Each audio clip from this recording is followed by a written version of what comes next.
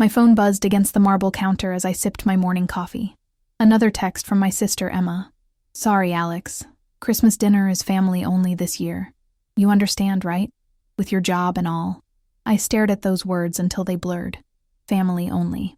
After 15 years in the CIA, protecting the freedoms that let them gather safely each December, I wasn't family enough. The irony wasn't lost on me that last Christmas Eve, I was in a Prague safe house, ensuring other families could celebrate while I ate cold takeout. Walking through my empty McLean mansion, every step echoed. 6 bedrooms, Persian rugs, antique furniture from various assignments, all beautiful, all lonely. My reflection in the hallway mirror showed a 42-year-old woman with auburn hair pulled tight, green eyes that had seen too much. The tailored blazer couldn't hide my unconscious habit of scanning rooms for exits. This wasn't the first rejection. Last year, it was too complicated to explain my schedule. The year before, my nephew had nightmares after I mentioned Afghanistan. They wanted the sanitized version of me, the sister who existed before duty over comfort. The house phone rang. Margaret from the children's shelter where I'd been quietly volunteering. Her voice was strained. Alex, I hate to bother you, but the family hosting our kids' Christmas celebration just canceled. Food poisoning. I've got 12 children here, ages 6 to 17. I know it's last minute, but do you know anyone? Margaret, what if I hosted it here? Silence stretched so long I thought the call dropped. Are you serious? That would be incredible. But it's huge. These kids have faced so much disappointment. Looking at my formal dining room that had never hosted more than 2 people, I counted chairs around the mahogany table. 15 total? I've never been more sure of anything. Tell me what we need. Hanging up, something shifted in my chest. My family might not want me, but I could create something better. I could give these kids the Christmas they deserved, and maybe find the belonging I'd been searching for. Standing in my garage at 6 a.m., military precision kicked in. 15 people. Full Christmas dinner, decorations, gifts, 18 hours to transform my sterile mansion into a warm home. At the 24-hour Walmart, I pushed a cart through unfamiliar aisles. Normally my shopping was protein bars between flights. Now I studied Christmas tablecloths like intelligence reports. My phone rang. Stone here. Alex, it's David. Are you sick? You never take personal days. David Chen, my closest colleague who'd seen me power through everything from Mumbai food poisoning to a dislocated shoulder in Berlin. I'm hosting Christmas dinner for shelter kids. Long pause. You? The woman who ate MREs during last year's Christmas party? I laughed, the sound echoing in the toy aisle. Yes, David. 12 children, 15 people total, and I need to buy gifts, cook, and decorate before 5 p.m.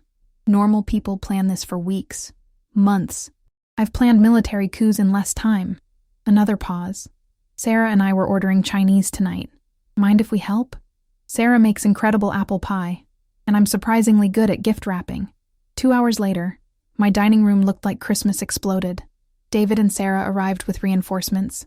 Sarah's sister and teenage niece who knew what kids wanted. David's neighbor contributed cookies and endless enthusiasm for garland hanging. Okay, Sarah announced, consulting my list. Emma, 6, loves unicorns. Tommy, 8, obsessed with dinosaurs. Maria, 14, art supplies and horse books. Watching David untangle lights while muttering CIA inappropriate commentary. Sarah's niece teaching me ribbon curling with infinite patience. I realized something. Sarah was right. I'd never seen myself like this. Happy, relaxed, not calculating threats every 30 seconds. My phone buzzed. Hope you're not alone Christmas. Maybe next year. Looking around my transformed room. David hanging stockings with military precision. Sarah arranging flowers. These weren't my birth family, but they'd dropped everything for kids they'd never met. I deleted Emma's text and returned to wrapping. Some families are born, some chosen, some just show up when needed. The turkey was in the oven. Cinnamon and pine filled the air. And for the first time, these walls felt like home. At exactly 5 p.m., Margaret's van pulled into my driveway. Through the window, 12 children emerged like they were entering a different world. Holy crap, whispered Jake, 17, trying to look tough but unable to hide his wonder. This place is like, we're actually having dinner here? Little Emma, Not my sister, but the 6-year-old from the shelter, vibrated with excitement in her donated Christmas dress. Are those real Christmas lights? So many. Margaret's expression mixed gratitude and concern. These kids had been disappointed before, learned not to expect too much. Their trust felt heavier than classified intelligence. "Welcome to my home," I said, opening the door wide. Warmth rushed out, carrying turkey and David's excellent stuffing. "I'm so glad you're here." What happened next exceeded every scenario I'd planned. The children didn't just enter. They transformed my house. The formal living room that had stood empty for 3 years filled with laughter. Tommy examined my military history books like a scholar, while Maria discovered my piano, picking out tentative melodies. "Ma'am?" Jake appeared beside me, attempting casual politeness, but his eyes kept darting around. "This is really nice. Most people don't do stuff like this for kids like us." I looked at him. 17, trying to be the group's man, probably more responsible than any teenager should be. His careful gratitude reminded me of my younger self. Learning love came with conditions. "Jake, my family stopped inviting me because my job made them uncomfortable. So honestly, you're doing me the favor. This house has never been full of people happy to be here." His mask slipped slightly. "Your family stopped inviting you? That's messed up. Sometimes the family you choose is better than the one you're born into." Dinner was beautiful chaos. David kept 15 people engaged while ensuring kids ate vegetables. Sarah moved between kitchen and dining room like she'd hosted these dinners forever. Little Emma insisted on sitting next to me, chattering about everything. When she asked if I got lonely in such a big house, I was more honest than planned. "Sometimes, Emma, but not today. Today feels exactly right." Present time moved to the living room. Tommy's roar at the dinosaur encyclopedia, Maria's gasp at professional art supplies, Jake playing cool about the jacket that actually fit. But little Emma's reaction nearly undid me. She unwrapped the unicorn art kit with reverence, staring with tear-filled eyes. "Is this really mine? Forever? Forever and always, sweetheart." She launched into my arms, whispering, "Thank you," repeatedly. Over her head, Margaret was crying too. As the van prepared to leave, Jake lingered. "Ms. Stone, thanks for making us feel like we mattered." "You do matter, Jake. All of you. If you ever want to do this again, not just Christmas, we'd be cool with that." I watched the taillights disappear, then stood in peaceful silence. For the first time since buying this house, it didn't feel empty. My phone buzzed with texts. "Jake, thank you for the best Christmas ever." Emma, via Margaret, "You're the nicest lady ever." Message after message from children thanking me for something I should thank them for. They'd given me home. Weeks after Christmas passed in strange normalcy, punctuated by unexpected connection. I'd returned to Langley, but something fundamental shifted. My house no longer felt like a way station. It was where important things happened. Margaret called Tuesday with updates that made my coffee taste better. "Emma carries that art kit everywhere. She drew your house with all of us. Wrote 'My Best Christmas' in purple crayon." I smiled at my desk. So unusual, David looked over with raised eyebrows. "Jake asks daily if you meant about doing this again. These kids don't usually trust adults this quickly." That afternoon, I did something unprecedented in 15 years. Left work at 5 p.m. Not for emergencies or flights, but because I'd promised to visit the shelter. The converted Victorian house in Arlington was painted cheerful yellow, but showing age. Margaret met me at the door, her tired smile brightening at the bags in my hands.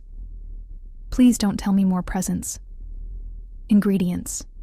I thought maybe I could teach pizza making tonight. 2 hours of controlled chaos felt more natural than classified briefings. Jake appointed himself sous chef, surprisingly skilled at dough rolling. Maria designed elaborate pepperoni patterns like canvases. Little Emma insisted on measuring ingredients, tongue poking out in concentration. "Ms. Stone?" Tommy asked while pizzas baked. "How come you cook so good? Are you a chef when not at your spy job?" Margaret shot apologetic looks. She'd explained my profession generally. "I learned because when you live alone, you either learn or eat takeout." "But you don't live alone anymore," Emma announced with 6-year-old certainty. "We visit now." "That's right. I have visitors now." Driving home, I called Margaret. "What if we made this regular? One evening weekly I could cook with the kids, help with homework, whatever you need." "Alex, that's generous. but you don't understand how much work these kids are. Behavioral issues, homework struggles, emotional needs. Margaret, I've handled international crises and war zone operations.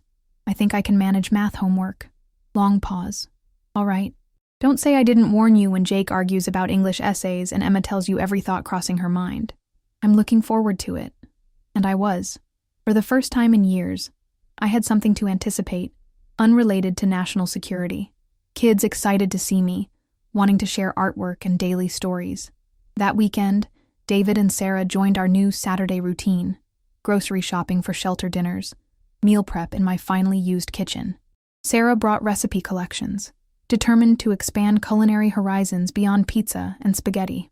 When I first met you, David said, washing dishes, I thought you were the most self-contained person ever, like you didn't need anyone outside work. I thought that too. Turns out I was wrong. Good wrong or bad wrong. Looking around my kitchen, Sarah's recipe cards scattered, David's terrible singing echoing, ingredients for 12 meals organized with military precision. Through the window, I could see my backyard where I was planning a playset. The best kind of wrong. My phone buzzed with Jake's text. Emma wants help writing Santa a thank you letter. She's convinced he personally delivered you to us for Christmas. You're basically a Christmas miracle now. I saved the message, adding it to growing collections of texts and pictures. Reminders my life had become beautifully, chaotically full of people who'd chosen to make me family. Some Christmas miracles work both ways. 3 months in, I stood in my kitchen Tuesday evening watching Jake teach Emma egg cracking without shell fragments. The scene was so domestic, so normal. I had to remember that 6 months ago, footsteps were the loudest sound in this house. Ms. Stone, Jake's being mean, Emma announced in that 6-year-old pitch. He said my eggs look like broken clouds. They do, Jake protested, fighting a smile. Watch me again. Be confident. I marveled how naturally he'd become big brother to all younger kids. Margaret mentioned Jake's anger issues when he first arrived, but I'd never seen evidence. With these kids, he was patient and protective, quick with homework help and playground defense. You're actually a good teacher, I told him, watching him hide pleasure at the compliment. Emma's a good student when she listens. Maria looked up from artistic napkin folding. Jake wants to be a teacher when he grows up, but thinks nobody will hire him because he's been in foster care. The matter-of-fact way she said it made my chest tight. These kids carried assumptions about limited futures no child should bear. Jake, have I mentioned my friend Rebecca? She teaches Baltimore high school history. No, ma'am. Foster care, too. Aged out at 18, worked 3 jobs through college. Now one of the district's best teachers. Kids love her because she understands when home isn't safe. I watched Jake process this, his mask slipping to show underlying hope. Really? Really. If you're serious about teaching, I'd happily introduce you. She mentors education-bound kids. Don't know if I'm smart enough for college. Jake, you help Tommy with math nightly. Read my entire military history collection and explain the Revolutionary War to Emma using toy dinosaurs. Trust me, you're smart enough. Margaret appeared holding a casserole, wearing her news-sharing expression. Sorry I'm late. Traffic, plus picking Tommy up from counseling. She pulled me aside, lowering her voice. Tommy's been asking his counselor about adoption procedures. My stomach dropped. Is he unhappy? Problems? No, Alex. He wants to know if you could adopt him. The world tilted. I gripped granite countertops, processing words that didn't compute. He wants me to adopt him? He told Dr. Martinez you're the first adult who made him feel not burdensome, that you don't act frustrated when he doesn't understand things immediately. He thinks you'd be a good mom. Looking across the kitchen at Tommy helping Emma set tables while Jake finished eggs, 8 years old, quiet, thoughtful, always first to help clean up, last to ask for anything. Foster care since 4, more placement changes than any child should endure. Margaret, I can't. I work for government, travel, sometimes gone for weeks. Breathe. Nobody's asking for immediate decisions. I'm telling you because you should know. These kids love you. But Tommy's attachment goes deeper. As if hearing us, Tommy appeared tugging my sleeve. Ms. Stone? I made you something at school. Construction paper card with careful stick figure drawings of people before a house resembling mine. Inside, neat 2nd grade handwriting. Thank you for making me feel at home.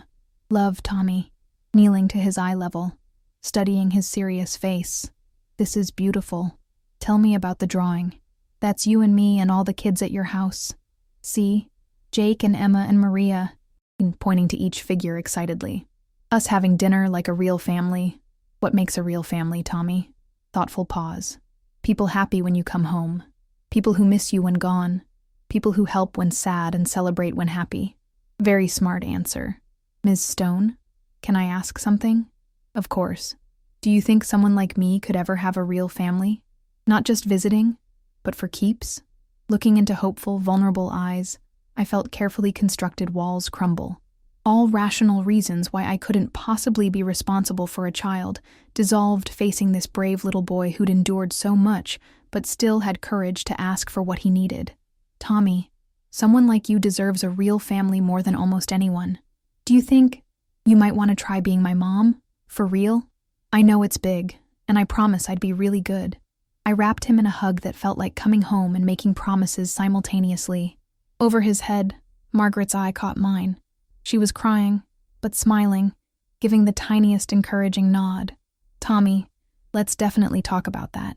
But first, let's eat before Jake's eggs get cold." "Okay, Mom." The word hung tentative, precious, absolutely perfect. Adoption paperwork covered my dining room table like complex investigation evidence, but instead of threat assessments and classified intelligence, I read home study requirements and background procedures. Margaret sat across with her second coffee, guiding me through forms with practiced patience. "Good news, your security clearance helps with background checks. The FBI's already vetted you more thoroughly than most adoption seekers. Bad news, your work schedule will concern social workers. They'll want to know how you'll provide stability when your job requires extended travel." I'd been considering this for weeks, since Tommy's quiet question rearranged my priorities. The solution was obvious once I stopped maintaining my old life and started building new. I've talked to Peterson about transitioning to domestic-focused roles, more analysis, less field work, better hours, predictable schedule, still important, but Virginia-based. Margaret's eyebrows rose. "Alex, you love field work. You've built your career on international operations. I loved it because it was all I had. Now I have something better."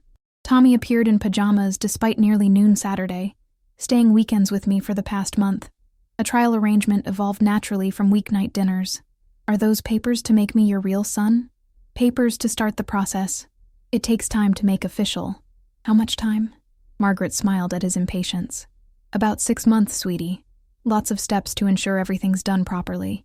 Tommy considered seriously. "That's long, but I waited 8 years to find a mom, so 6 more months is okay." His casual way of saying "find a mom," as if he'd always believed it would happen. Never lost faith that somewhere was the person meant to be his family. While waiting for official papers, you can keep staying weekends, visiting weekdays anytime. I know. Jake says I'm lucky because most kids don't get to try out being someone's son before it's official. Says you're like practice mom, except better because you're already real. Jake had been my unexpected ally throughout this process, helping Tommy adjust to weekend stays, bridging shelter kids and my world. He'd also been handling his own transition, college acceptance letters arriving, reality of leaving his makeshift family proving complicated. "Speaking of Jake," Margaret said, "he wanted me to ask about those college brochures he left last week. His essay about growing up in foster care is remarkable, honest but not bitter, insightful without self-pity. Any admissions committee would be lucky. He's worried about finances. Even with scholarships, expenses add up." I'd been thinking about Jake's situation, how to help without making him feel like charity. What if he stayed here during college? Commuted wherever he decides? I have plenty of room, and honestly could use help with Tommy's adjustment. Having Jake around would make transitions easier for everyone. Margaret stared. "Do you realize what you're proposing? Essentially adopting Tommy and providing Jake a college home base? That's huge commitment. I know exactly what I'm proposing. 6 months ago, I lived alone in a too-big house, eating takeout, working 18-hour days with nothing else filling time. Now I have kids who need me, and I need them back. It's not complicated." Tommy had been listening with focused attention he brought to important things.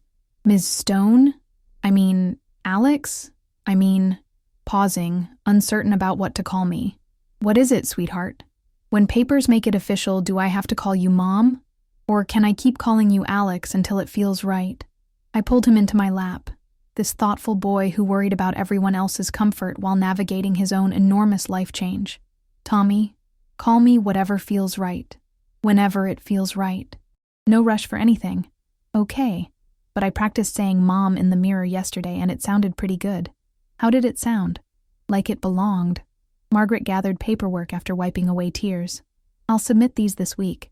Social worker will probably schedule home visits within weeks. After she left, Tommy and I spent the afternoon rearranging his bedroom. Officially his now, not just the weekend guest room. We moved drawings from dresser to proper bulletin board, organized books on shelves, hung the mobile he'd made featuring paper airplanes and stars. Alex, he said, making his bed with new superhero sheets he'd chosen. Are you scared about becoming a mom? Such honest question deserving honest answer. A little, yeah. I've never been responsible for someone the way I'll be for you. What if I mess up? Well, you could practice. Start with small stuff and work up to bigger. Very practical advice. What small stuff? Like, practice making my school lunch, helping me remember teeth brushing, reading bedtime stories in different character voices. And bigger stuff?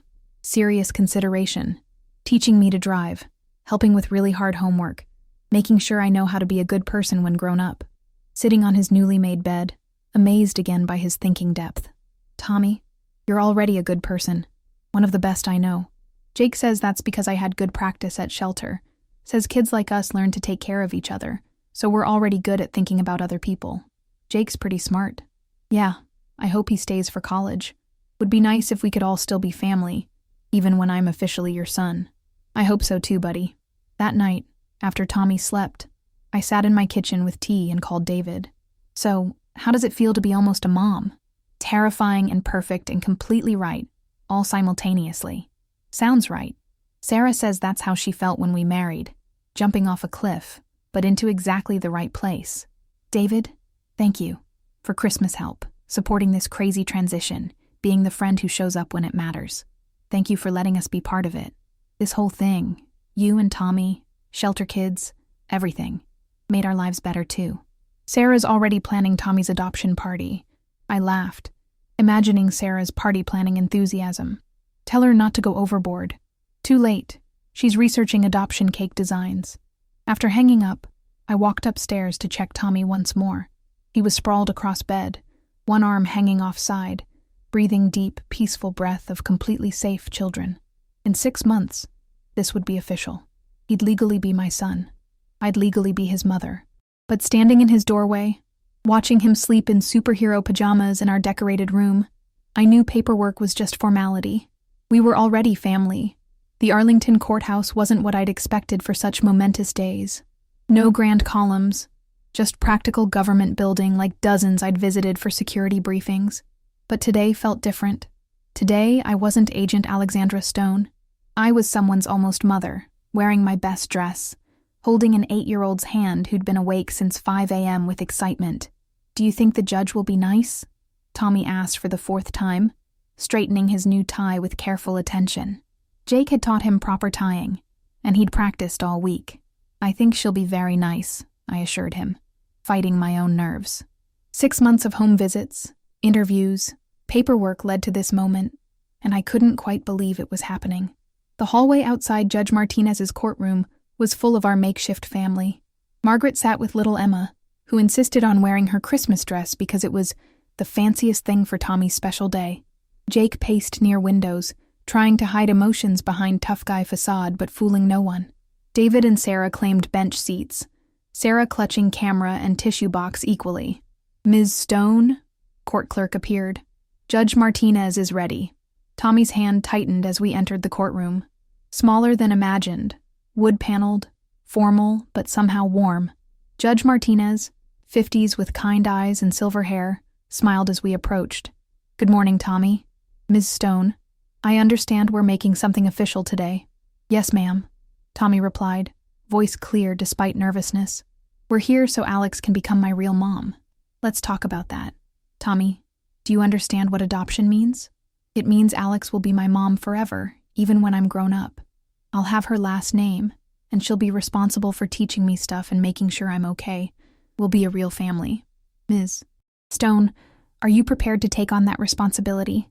To be Tommy's mother through good times and challenging times, childhood and adolescence and beyond? Looking down at Tommy, this brave, thoughtful boy who'd changed my life completely. Your Honor, I've never been more ready for anything. Tommy, anything you'd like to say before I sign these papers? Tommy stepped forward slightly, expression serious. I want to thank everyone who helped me get here. Ms. Margaret for taking care of me and believing I could find family. Jake for teaching me how to be good big brother and showing me foster care doesn't mean something's wrong with you. His voice wavered but continued. And to Alex, my mom, for seeing something good in me and wanting to keep me forever. I promise I'll try really hard to be the best son I can be. I was crying now, not caring about professional composure. This child, through more loss and disappointment than many adults face, was promising to be good enough, as if he hadn't already exceeded every hope I'd dared have. Judge Martinez's voice was gentle. Tommy, I've been doing adoptions 15 years, and I want you to know something important. Your mom didn't choose you because she thought you might be good enough. She chose you because you already are. She signed papers with ceremonial flourish, then handed Tommy a copy. Congratulations, Tommy Stone. Welcome to your forever family. Our gallery erupted joyfully. Emma launched at Tommy with excited squeals. Jake was grinning despite cool attempts. Sarah was openly sobbing while taking pictures from every angle. But Tommy was looking up at me, eyes bright with tears and wonder. Mom, is it really official now? It's really official now, son. Can I tell everyone? Call you Mom in front of everybody? You can do whatever feels right. He turned to face our family, standing tall as his 8-year-old frame allowed. Everyone, this is my mom, Alexandra Stone, and I'm Tommy Stone now. We're a real family. Celebration moved to my house, our house, where Sarah had gone completely overboard with decorations and cake. The dining room table that hosted its first Christmas 10 months ago was now covered with congratulations cards, adoption gifts, enough food for everyone twice over. Speech! Speech! Jake called, tapping his fork against his glass like we were at weddings. I stood, looking around faces gathered in my dining room. Margaret, who guided us through every step. David and Sarah, who'd become the uncle and Aunt Tommy never had. Little Emma, Maria, and other shelter kids who helped me understand real family. Jake, starting college but always having home here. I'm not sure where to start. A year ago, I thought I knew what my life looked like. Job I was good at. House I lived in alone. Family that didn't quite know what to do with me. Tommy sat next to me, beaming with pride, unconsciously straightening his tie. Then last Christmas, my family decided I was too complicated for their celebration. At the time, it felt like rejection. Now I realize it was the best thing that happened, because it led me to all of you. Looking directly at Tommy. Son, you asked me once what makes real family. You said it was people happy when you come home, who miss you when gone, who help when sad and celebrate when happy. You were absolutely right. But there's something else that makes real family. It's choosing each other, every single day, showing up when things get hard, believing in each other even when the world doesn't, understanding that love isn't something you earn, it's something you deserve just because you exist. Tommy stood and hugged me tight, whispering, I love you, Mom. I love you too, Tommy, forever and always. As friends and family continued celebrating, I thought about who I'd been a year ago. Successful but lonely, accomplished but disconnected, living in a beautiful house that had never really been home. That woman could never have imagined this moment, this room full of laughter and love, this child who called me Mom with such joy and certainty. Some people spend whole lives looking for where they belong. I'd found mine in the most unexpected way, not through blood or marriage or geography, but through the simple act of opening my door to children who needed a place at someone's table. That night, after everyone had gone and dishes were washed, Tommy and I sat on his bed for nightly routine. He'd changed from formal clothes to favorite pajamas, but still wore the biggest smile I'd ever seen. Mom, can I ask you something? Always. Do you think Dad would have liked me? My real dad before he died? Question he'd never asked before, catching me off guard. Tommy, I think your father would have been incredibly proud of the person you've become. I think he would have loved your kindness and curiosity and the way you take care of other people. Good. I think he would have liked you too. I think he would have been happy that I found you. As I tucked him in and turned off his light, Tommy called out once more. Mom, Yes, sweetheart. Thank you for wanting to keep me forever. Thank you for letting me. Standing in his doorway, listening to him settle into sleep, then walking downstairs to my kitchen. The house was quiet now, but peaceful quiet of home where people belonged, where love lived in every room. On my refrigerator, held by dinosaur magnet, was Tommy's latest drawing. It showed our house with all shelter kids in the front yard, but this time with new details. Tire swing from oak tree, flower boxes under windows, sign by front door reading, "The Stone family, all are welcome." At the bottom, in his careful handwriting, "My forever home." I smiled and turned off the kitchen light, heading upstairs to tuck myself in next to the greatest adventure I'd ever undertaken. Tomorrow would bring new challenges, homework battles and soccer practices, teenage drama from Jake, and endless questions from Emma during weekly dinners. But tonight, I was simply a mother whose son was sleeping safely down the hall, dreaming whatever dreams 8-year-old boys dream when they finally have a place to call home. Some Christmas miracles last a lifetime. You know, as I sit here tonight, watching Tommy sleep peacefully in his superhero pajamas, I can't help but think about all of you listening to our story. Just like I found my family in the most unexpected way, you've become part of ours too, by sharing these moments with us. Here's the thing, and I'll be honest with you the way I was with Tommy. Almost nobody hits that subscribe button. I know. It sounds like such a small thing. But for someone like me, who spent years believing I wasn't worth including at anyone's table, that little notification that says you want to hear more of our stories, well, it means everything. It's free, it takes 2 seconds, and it's the only way I know you want to keep being part of this family we've built together. Because that's what we are now. Family. The chosen kind. The best kind. So if our story touched your heart tonight, if Tommy's journey reminded you that we all deserve love just because we exist, would you consider subscribing? It's the only help I need, and honestly, it would mean the world to both of us. Thank you for letting us into your evening. Sweet dreams, and remember, sometimes the best families are the ones you never saw coming.